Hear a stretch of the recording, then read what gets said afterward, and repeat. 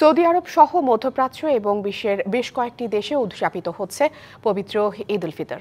ঈদ উপলক্ষে নিজ দেশের জনগণ এবং মুসলিম বিশ্বকে শুভেচ্ছা জানিয়েছেন সৌদি বাদশাহ সালমান বিন আব্দুল আজিজ আল সৌদ। শনিবার শাওয়াল মাসের চাঁদ দেখা গেছে সৌদি আরবের আকাশে, আর এর উপর ভিত্তি করেই রবিবার ঈদ উল ফিতর পালন করছে বিশ্বের বেশ কয়েকটি দেশ। তুরস্ক, ফিলিস্তিন, সংযুক্ত আরব আমিরাত, কাতার, বাহরাইন, কুয়েত সহ ১১টি মুসলিম দেশ ঈদ উল ফিতর পালন করছে। এদিকে আগামী সোমবার ঈদ উদযাপন করবে মিশর, সিরিয়া, ওমান, ইন্দোনেশিয়া সহ পাকিস্তান, মালয়েশিয়া, ব্রুনেই, ভারত এবং অস্ট্রেলিয়া।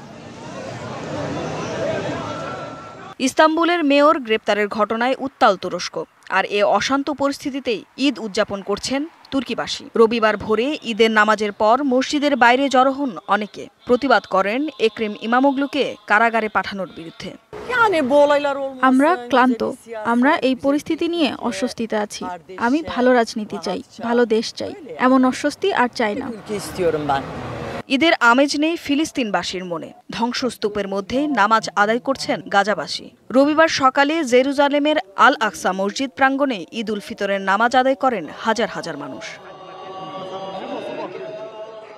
এদিকে কাতারের এডুকেশন সিটি স্টেডিয়ামে ঈদের নামাজে অংশ নিতে ছুটে আসেন মুসল্লিরা। নামাজ আদায়ের মধ্য দিয়ে ঈদের আনন্দ ভাগাভাগি করেন একে অপরের সাথে। আজকের দিনটি আমাদের জন্য অনেক পবিত্র একটি দিন। এই পবিত্র দিনে শান্তি কামনা করি প্রতিটি দেশের, বিশেষ করে গাজায় যেন স্থিতিশীলতা ও শান্তি ফিরে আসে, এটাই আমার চাওয়া। এদিকে ঈদকে সামনে রেখে শেষ দিনের কেনাকাটায় ব্যস্ত পাকিস্তানিরা। ক্রেতাদের ভিড়ে মুখরিত করাচি ও লাহোরের বাজার। Tumpa Tarafdar, DBC news desk.